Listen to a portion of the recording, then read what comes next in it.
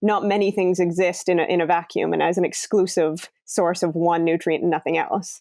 And so we're looking at balancing those protein sources with the other nutrients that are coming on board as well, like our carbohydrates and fiber, which are typically in higher proportion in our plant-based protein sources than, for example, an animal-based protein source.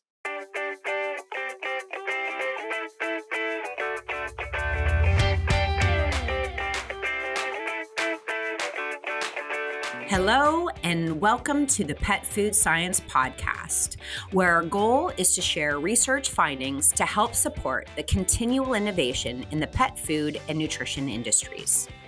I'm your host, Dr. Kate Shoveler, and I'm here today with Dr. Sarah Dodd to discuss plant-based diets. Sarah Dodd obtained her bachelor's in veterinary science from Massey University in New Zealand in 2016, and her MSc in clinical nutrition from the University of Guelph in Canada in 2018. She then moved to the population medicine department, along in collaboration with clinical sciences, to obtain a PhD from the University of Guelph again in Canada in 2022. Sarah is also a diplomat of the European Board of Veterinary Specialists, and specifically Veterinary and Comparative Nutrition, and she passed her boards in 2021. Sarah today runs a very busy consulting business, and you can find her online as Dodd Veterinary Services, where she provides nutrition consults for both owners and the industry. Welcome, Sarah. Thank you very much. It's fantastic to be here. I feel very privileged to be a part of this podcast. Well, it's not the first time that we've chatted. For everyone that is listening to this, I was peripherally involved in most of Sarah's work here at the University of Guelph, and I'm very familiar with a lot of her work, and we share a lot of interests, especially as it surrounds the long-term sustainability of the pet food industry. And so today, we're going to talk about the role of plant-based nutrition in dog and cat nutrition. So, Sarah, why don't you start us off by telling us why there is a demand for plant-based diets? So I think the answer to that is twofold in part. So firstly, I believe there are people who are seeking plant-based diets and exclusively plant-based diets to be in conjunction with their own ethics. And so these are a relatively small subset of the population, although it looks like perhaps a larger proportion in the kind of pet parents versus the general population. And then I think there's also a component of people who are looking to reduce reliance on animal products. And so you could kind of call that like the reducitarian approach. And so they may feed a component of their pet's diet as a plant-based diet, or they may feed, on and off, or however that works. You also, sorry, I said two-part, but I guess there's a third in that we see that in some instances, veterinarians may recommend plant-based diets as a hypoallergenic diet for dogs with hypersensitivities. And so we can see that coming on board as well. As a global leader in pet nutrition, ADM is always looking at what's next, taking a forward-looking view of the industry landscape and a comprehensive approach to developing innovative, science-backed foods, treats, and supplements so owners can take a proactive approach to their pet's wellness. Interesting. Well, let's parse those out a little bit, and maybe let's first talk about some of the consideration when pet owners come to you for a plant-based homemade diet. Let's talk there and then maybe dovetail into the industry. Sure thing. So when it comes to homemade diets, a large proportion of the animals that I deal with typically have some concurrent comorbidity. It's not usually a healthy dog or cat that is being presented just for a homemade diet, although I certainly do see a fair number of those that are simply seeking a plant-based diet for a healthy animal. But a lot of the times as well, we're dealing with, some sort of underlying condition, usually GI related or potentially dermatopathy. And that could be one of the reasons why they're seeking a plant-based diet. Or like I say, it could also just be either a healthy animal or not, where the client is seeking a plant-based diet because they can't find an appropriate therapeutic diet that's commercial that also doesn't have animal ingredients if they're looking for something that kind of fits more with that ethical line. And so that is, it's a part of what I do, absolutely, working with those homemade diets. And so typically the biggest challenges there is really kind of working with clients around education, around particularly protein sources. There seems to be quite the perception amongst a broad part of the kind of pet parent population that ingredients like soy or corn or wheat need to be avoided for one reason or another. However, they're very helpful when formulating plant-based diets, especially homemade diets, because some of the ingredients that we might use in the industry, maybe like a hydrolyzed protein or something, isn't really easy to do for a homemade diet. And so I do typically lean on some of those protein sources that have been around in the industry for a long time, that we have pretty good understanding of their nutrient profiles and of their interactions and how we can use those ingredients. And so that's probably one of the biggest things that I need to kind of talk consumers around. So it doesn't always work. Sometimes, I have to be a little bit flexible and work with the client and, come up with some kind of weird and wonderful solutions. But yeah, from the homemade diet perspective, it's really rewarding work, and getting to follow up with those animals. Whereas when you work in industry, you formulate a diet and off it goes, and you don't have any real interaction with animals who are eating it unless you see someone in practice who's eating that product. Whereas with the homemade diets, it's really nice to be able to maintain that kind of follow up and really see how those patients are doing, and really be able to monitor them as well, because I think that's a really critical part whenever we're feeding a homemade diet, is to be able to maintain that monitoring and make sure, because I can't be in the kitchen, holding their hand while they're making the diet. So I really like to keep a close eye on those animals going forward to make sure that there isn't any kind of recipe drift or any kind of adverse outcomes from maybe not necessarily continuing with the diet precisely as it was formulated. Interesting. All right. So how does that, when you enter into the pet food production market then, or the pet food development area, how does your approach change then, or what does the company's request, how do the company's requests differ from those that pet owners might have? Because clearly the company would be pursuing plant-based because they hear consumer demand, but I'm not quite clear as whether consumers are giving them input prior to the development of their foods, and there's a connection there between the two, or whether they're taking plant-based philosophies into their product development. So that's a really interesting kind of approach to it. And so I'll have to premise this with the fact that most of the work that I do in industry is typically very small companies and startups. And so certainly my perspective is biased in terms of the sort of queries that I receive from them. And so I would say predominantly it would be the latter, in terms of oftentimes they are companies that are coming to kind of the pet food industry with a particular philosophy.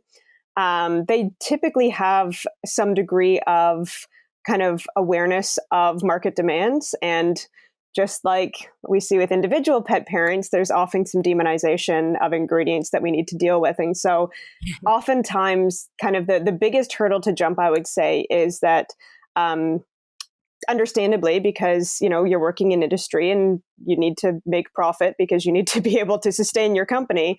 They want a unicorn, but they want to pay for a donkey. And so it's know this, know that, ultra premium, organic, super this, super that.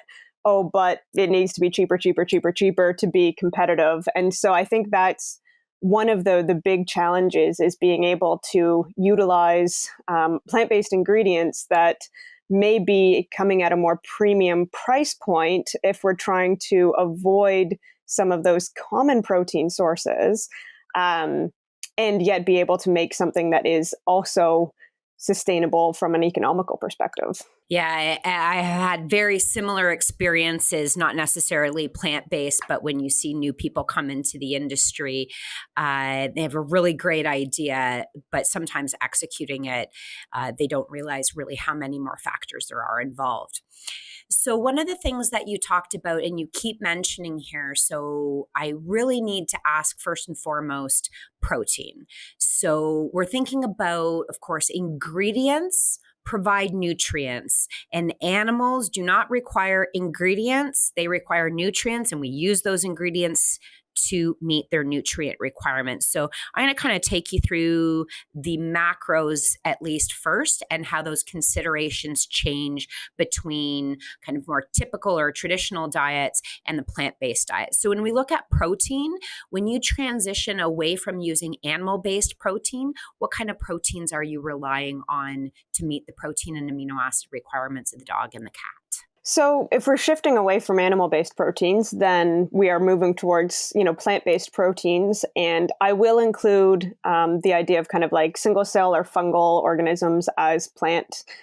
I know, strictly speaking, there are differences, but for the sake of, ease of communication, I'm going to lump them in with plant proteining. So you have, a number of options there. And it also, the number of options you have depends on where you are formulating from and where the intended product is going to be sold based on what sorts of limitations you may have on your ingredient deck.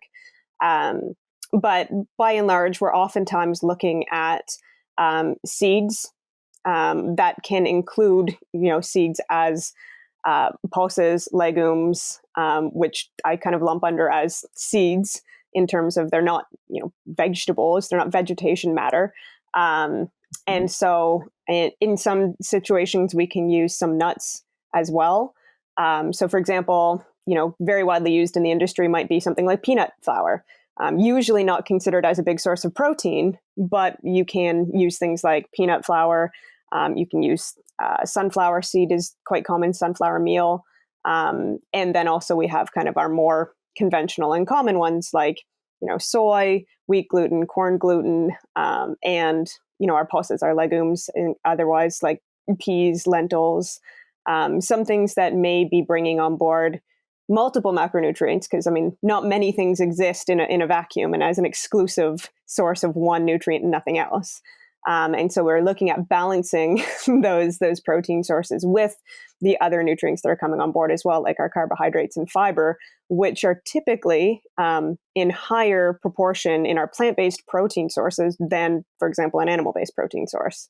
Okay, so widely then we're relying more traditionally things that we know and have been part of our food system for a long time. We're looking at the legumes and the seeds in particular. So what we're talking about is pulses, which are the seed part of the legume.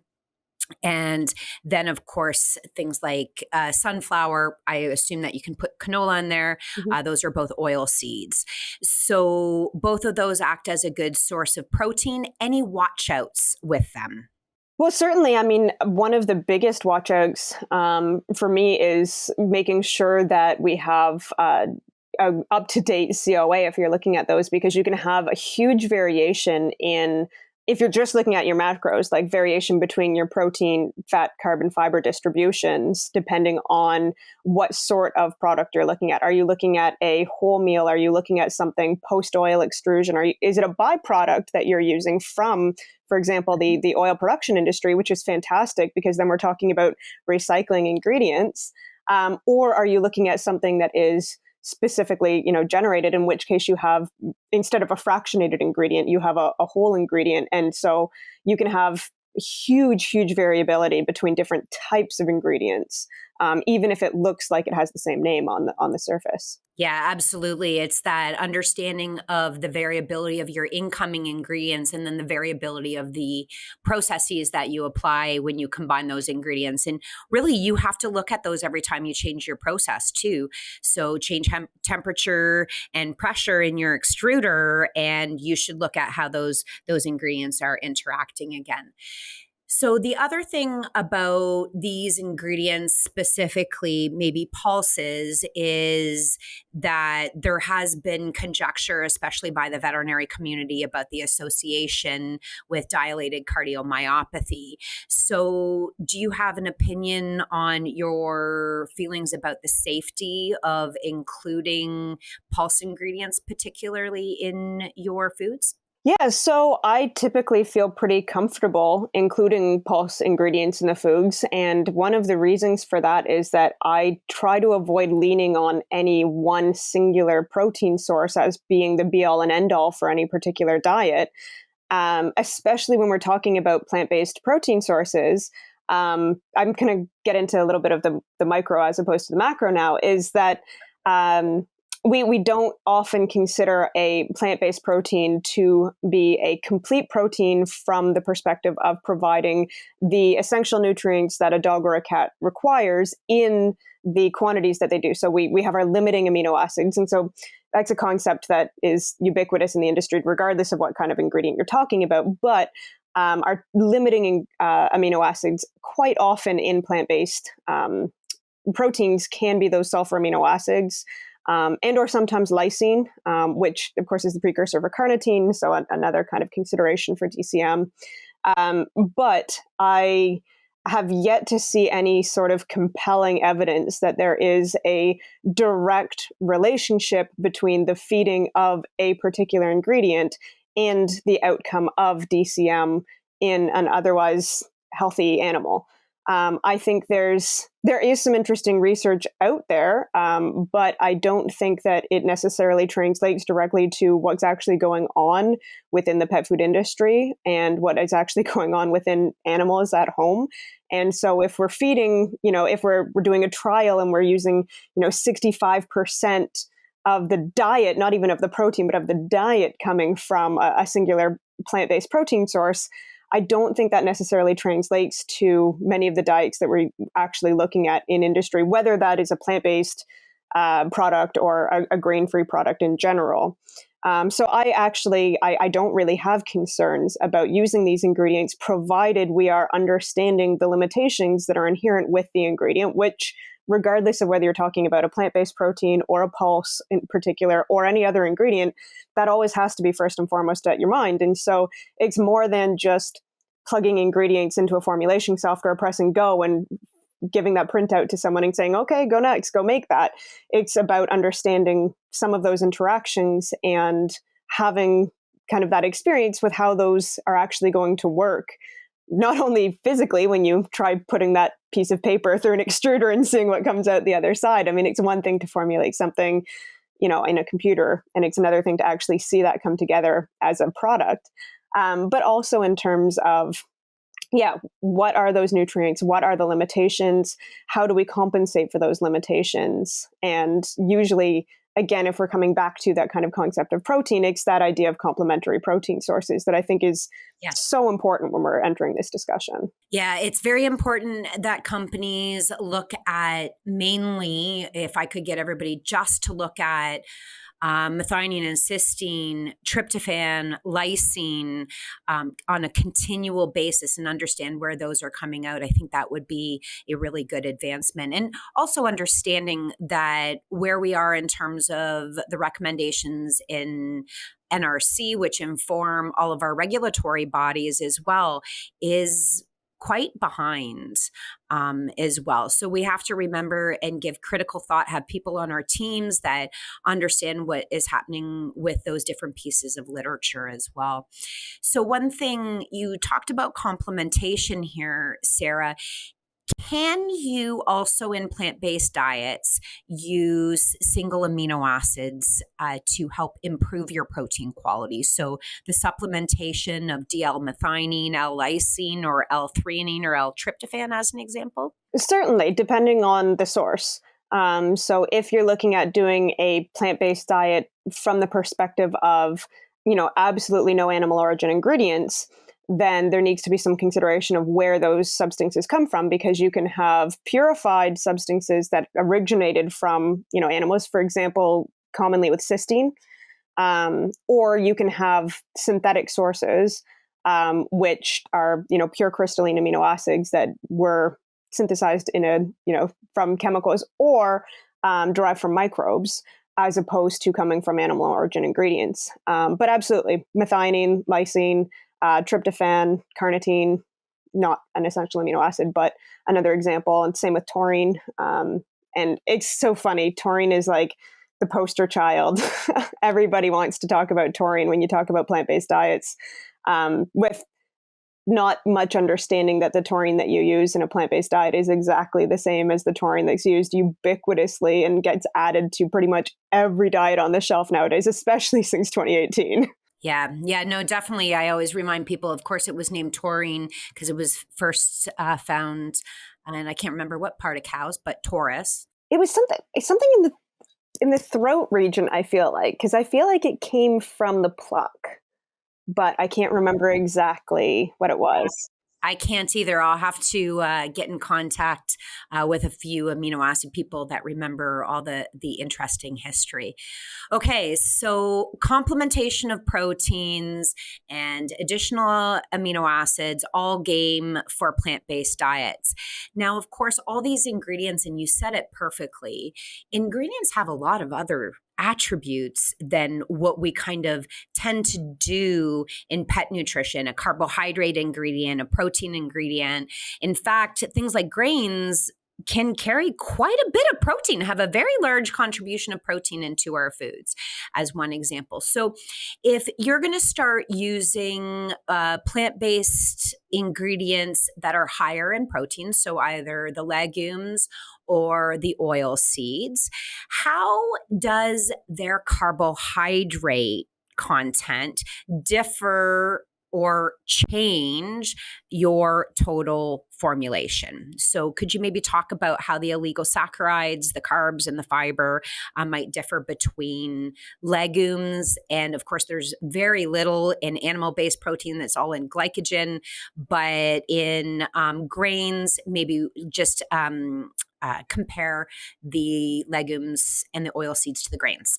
And part of that, I will preface with it, again, it depends on what sort of an ingredient you're looking at, whether you're looking at a hydrolysate, an isolate, a whole ingredient, something that's undergone, cold expression already for oil. So, which of course doesn't necessarily alter the quantity of carbohydrates or fiber, but it'll alter the proportion if you are removing other substances. So if you have a fractionated ingredient, really, for all intents and purposes, you're seeing a higher fraction of fiber typically, unless you're looking at, again, like a hydrolysate or an isolate where that fiber is also being removed. And so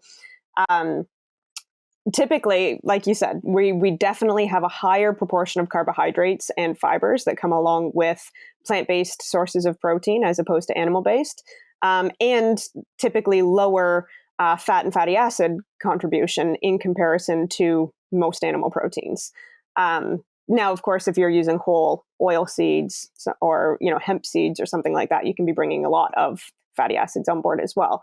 But with respect to carbohydrates and fibers, generally speaking, it reduces your reliance on adding additional carbohydrates or fibers to the diet, as opposed to when you're using, especially if you're talking about an extruded animal-based product, whereby you need to be adding some degree of carbohydrate source in order to be able to actually undergo starch gelatinization and expansion post-extrusion, which is what forms the basis of a kibble product, right? Whereas if we're using plant-based proteins, we may be reducing our other added carbohydrates to the diet because we are bringing carbohydrates on board with those protein sources. And I mean, if you look at trying to do a plant-based diet for cats, for example, that can actually become challenging because getting that protein content high enough without having so many carbohydrates can actually be pretty tricky, especially if you're not using any degree of kind of protein isolate or concentrate. And so I think as well, like fiber is something that I'm always very cognizant of when I'm working on formulating a plant-based diet, because interestingly, some of our highest protein plant-based ingredients are also very high in fiber, right? And so that can become a limiting factor. Not that we have a recognized, maximum or safe upper limit for fiber, but what we recognize is that when we have high levels of total dietary fiber, and of course that can be, soluble fiber or insoluble fiber, and they also have different interactions as well.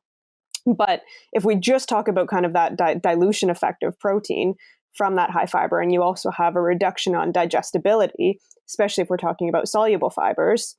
So you can have something that looks on paper like it has X amount of protein, but within the animal performs at a different level.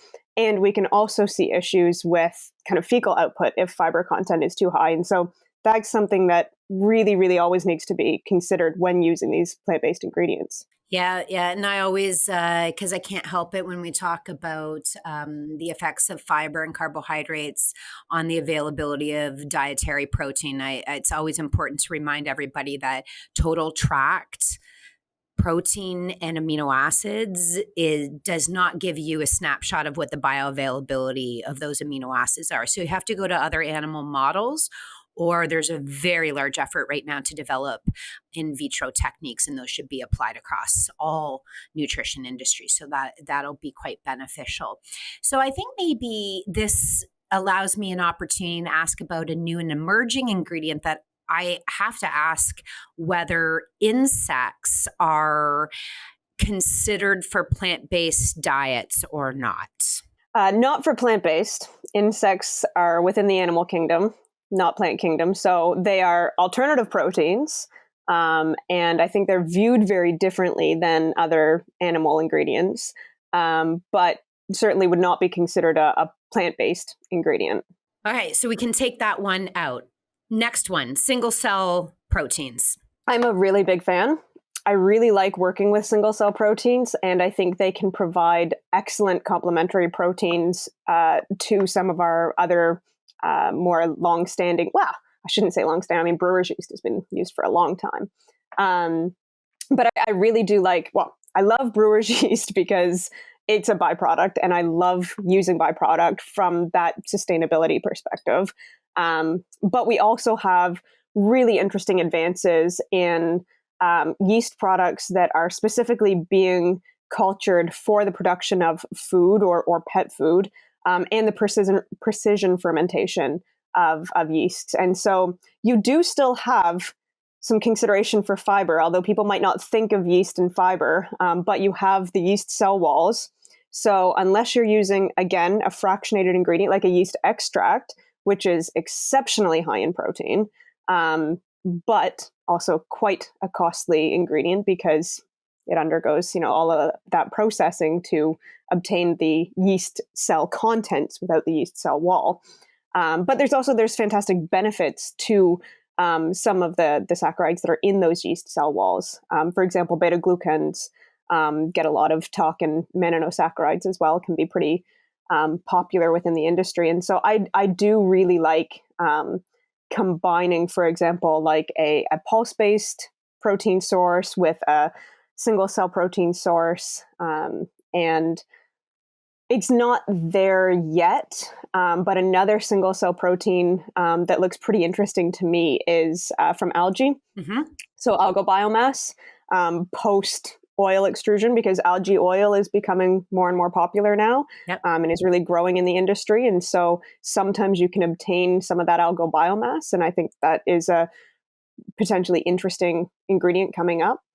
And so, so I'm a big fan of the single cell. I think it makes for a really interesting combination of ingredients there. And the sky's really the limit when it comes to precision fermentation as well, because you can really tailor more so than something that is grown. Sorry, I'm looking out the window because I'm thinking grown out in the soil, where you're relying on the nutrients that may be present naturally. Of course, you can manage soil nutrient content, but when you're talking about fermenting an ingredient for specific purposes, you can really manipulate those nutrient profiles, which I think leads to some pretty interesting avenues that we could be going down. Yeah, no, the development around new food ingredients for everyone, human population, and everyone that they take care of is tremendous and frankly quite needed for us to obtain food security globally and to achieve a lot of our environmental sustainability goals as well. So that's quite needed. So when we look at these ingredients, Sarah, we've talked about the macros except for fat. And so when we look at the oil content of plants in contrast to animals, in particular, these are enriched in alpha-linolenic and linoleic. I cannot understand why they name them names that are so similar as a tongue twister. But what plants don't have is EPA and DHA, which we supply as algal oil or as fish oil. DHA and EPA are much better at suppressing the inflammatory response for animals or humans that are experiencing an inflammatory insult. What do we do, Sarah, about the DHA and the EPA? And is there any benefit to just providing ALA and LA as a source of fatty acids? Well, I mean, there's certainly benefit to providing ALA and LA because they are also dietarily essential, at least for puppies and kittens. Linoleic is essential for all life stages, but alpha-linolenic is only recognized as being essential for growth. So absolutely, we do need to be cognizant of our provision there and keeping our balance of the omega-6 to omega-3 because that can start to get out of whack sometimes depending on what sorts of ingredients you're using. But the alpha-linolenic acid in dogs and cats is not an efficient precursor for DHA and EPA. So you can't put flax oil in a dog or cat food and think that that's going to meet their requirements for DHA if you're looking at like a puppy diet or a kitten diet, or if you're looking at using it for some, we can't call it therapeutic benefit, but for some sort of health benefit, right? So in that case, yeah, like you touched on there, the algae oil is our kind of root source of EPA and DHA. I mean, that's where fish get it from in the first place anyways. And so that is something that we can be using. However, we definitely need to look at, and this is true of fish oil as well, not just algae oil, but those are quite volatile fatty acids. And so we need to be careful about how they're being added to foods because they might not necessarily survive heat processing. And the amount of those long chain fatty acids that do survive heat processing can certainly reduce shelf life, and we can see fat rancidity. And so whenever we're using specifically those long chain omega-3, so our EPA and DHA, we need to have good antioxidant availability in the diet as well. So high levels of vitamin E, if we're adding like alpha tocopherol, we can use other natural antioxidants like rosemary oil to be kind of helping that. And one consideration is, for example, if we're talking about using this in industry, is at what point is this being added to the diet? Is it going into the dough, into the preconditioner, and is it going through extrusion? Is it being coated afterwards? If it's being coated afterwards, what's it being coated with? What sort of material are we using for our bags? Are we nitrogen flushing? Is it a sealable bag? How are we educating pet parents about storage of food and about, consideration of, I mean, I guess best before is something to think about. So if you have a Chihuahua and you think it's economical to buy a 23 kilo bag of food because it'll last you a long time, at the end of that bag, are the nutrients the same as when you open the bag? Well, for example, for those volatile fatty acids and, some fat soluble vitamins, no, definitely not. So I think plant-based, we face the same sort of challenges that you do with any other type of diet when it comes to specifically those long chain polyunsaturated fatty acids. Great. So maybe last but not least, and I don't want to touch on all the micronutrients, but a couple that come to mind. First and foremost, I'm going to ask you about your sources of vitamin D, because there are two forms of vitamin D for the listeners that are not aware, and one comes from plants and the other one comes from animals. So I'm assuming that you're going to all D2 vitamin D? Yeah, and I'm sure most of the listeners kind of are aware of the dietary essentiality of vitamin D for dogs and cats. Unlike us, they do not synthesize vitamin D in their skin, and it's not just because they're covered in fur, because many fur-bearing animals do synthesize vitamin D in their skin. It's because they have a lack of, actually have excess production of an enzyme that converts one of those precursors, and so we don't really see vitamin D production in the skin of dogs and cats. And so their source of vitamin D has to come from their diet. And so if we're using animal ingredients that are rich in vitamin D, liver, cod liver oil is very often used for that. Then we have vitamin D3 coming into the diet. But if we're doing a plant-based diet, we lean typically in the industry on vitamin D2, which comes from UV irradiation of fungi that are either cultivated specifically for it or yeasts, which are in that kind of myco group, or are typically they're actually kind of symbionts or parasites of plants. And that's how we can see high levels of D2 from plant materials. And so that vitamin D2 would be considered plant-based. There is a plant-based vitamin D3 that comes from lichen, which interestingly, recently I learned that lichen is not a single organism. It is a symbiotic organism. So you have algae and fungi together, and that is what forms lichen. Neat fact, if anybody else out there didn't know that. But so lichen can produce D3. I don't know how many different species of lichen there are out there.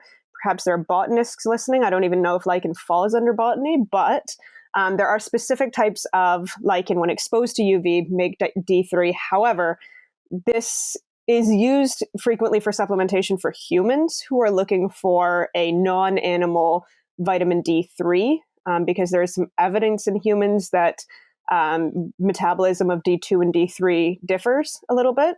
And so some may seek D3 specifically, in which case you can use that lichen form. However, as you can imagine, considering this is quite a niche ingredient, it is not widely adopted in the pet food industry. And so we typically use vitamin D2. And there are differences in metabolism of vitamin D2, certainly recognized in cats, where you have much lower efficacy of dietary vitamin D2 in its ability to maintain serum levels of 25 hydroxyvitamin D. I don't know that there's been that much research that has looked kind of further downstream with cats on any of those subsequent metabolites of vitamin D in like cholecalciferol sourced versus ergocalciferol sourced, so D3 or D2. However, there is research in dogs, because we did that. We're not the only ones. I know Dr. Baucus as well has done a lot of work in the area. And I know Dr. Delaney did a little project with that as well. And what we found was that 25 hydroxyvitamin D and 125 dihydroxyvitamin D were comparable, whether we were using vitamin D2 or D3.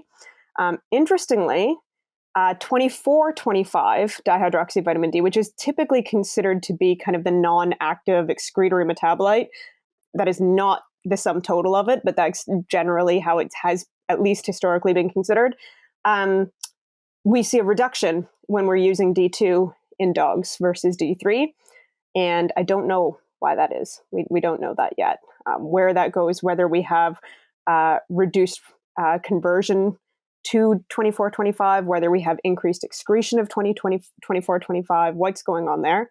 But for all intents and purposes, what we have seen is that dietary D2 maintains, serum status of 25 hydroxyvitamin D, and it maintains bone metabolic characteristics and bone mass.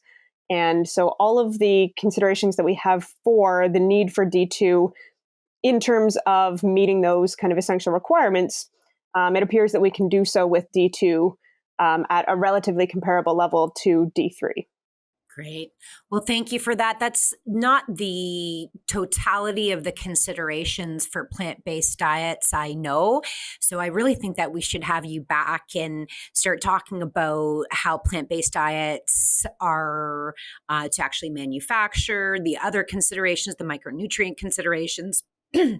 There's a lot more to consider with plant-based diets. And thank you for your work in this area, because it's really helped to inform the current product development of plant-based diets. And without that, it would be a little bit more blind in nature. So thank you very much for your work with that, Sarah. It's time for our famous three. For more than 20 years, BioOrigin manufactures high-quality yeast-based ingredients through a sustainable biotechnological process, guaranteeing full traceability from the crop to the bowl. Through specialization in the fermentation process, BioOrigin brings the right solution for specific nutritional, palatability, and health appeals, such as gut health, immune system, skin health, weight control, and more. BioOrigin's products are natural origin, non-GMO, and certified sustainable by Bonsucro. BioOrigin is your partner for high-quality, yeast-based ingredients to add value to pet foods worldwide. Learn more at bioorigin.net. So last but not least, I always like to ask a couple of questions that are unrelated to the research that you conduct. So the first thing is that you recently finished your PhD. And if you had one piece of advice for those people that are pursuing either professional degrees or advanced degrees, what would it be? I would definitely encourage people to certainly be open-minded about their projects, but bring a passion to the table. In academia, I think we've started to see people who are kind of walking in and expecting a project to be dropped on their lap, and they just do it because they want to obtain a degree. And that makes me really sad. I guess I'm a romantic. And when I think about academia, I think about learning for the sake of learning and knowledge for the sake of knowledge, and the benefits that exploration and knowledge generation can have, not only for the individual who is pursuing that, but for the world. You never know what sort of information is at some point going to be beneficial to someone somewhere. So certainly being open-minded to the possibilities for change and being willing to tackle things, but bring a passion on board, have an interest, and pursue that, because I think that we're at risk otherwise of kind of losing our way in academia. That could get us into a really long conversation, Sarah. Yeah. Okay. And last but not least, and I think I know the answer, but the audience will want to know, cats or dogs? You know, I really love both. I currently live with dogs only, well, unless you include the cats that transient in our barn. But I have an incredible admiration for cats. I think that they are these fantastic, essentially wild little animals that choose to share our homes with us if we're lucky. And I think that dogs, we have such a relationship with dogs, and with their social structure, I think it's easier to win over a dog. And I absolutely adore dogs. Like, don't get me wrong, I'm such a dog person, but I think that when you can win over a cat, and when you have like a real relationship with a cat, it's so rewarding, because I think it's very different than what you get with a dog. Fascinating answer. I agree. I like everybody's answers to these cats versus dogs questions. I learn something every time. So with that, Sarah, thank you so much for sharing your knowledge today. I hope to have you back to continue this conversation that's very important about the development of plant-based diets. And have a great day. Thank you so much. I would love to be back again as well. And you have a great day as well.